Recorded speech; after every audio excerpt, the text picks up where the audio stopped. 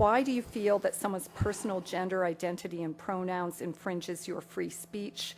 Can one not also argue, based on your interpretation, that professors can use racial slurs in their classroom and that the inability to do so would violate their freedom of speech?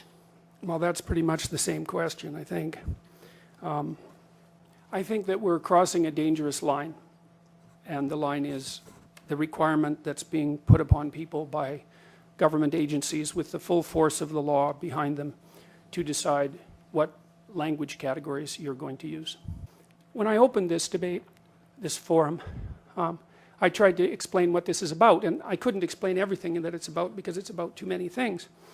But one of the things it's about is ideology and the distinction between the left and the right. And let's say, now, I truly believe that these made-up pronouns, of which there are many, dozens, in fact, and there's no consensus on them. I was just going to ask if you could go back to the point about the analogy between the racial slur and the I don't think there's any analogy at all. But I that's think what the difference people want to hear between, you I'm on. talking about compelled speech. There's a difference between saying that there's something you can't say and saying that there are things that you have to say.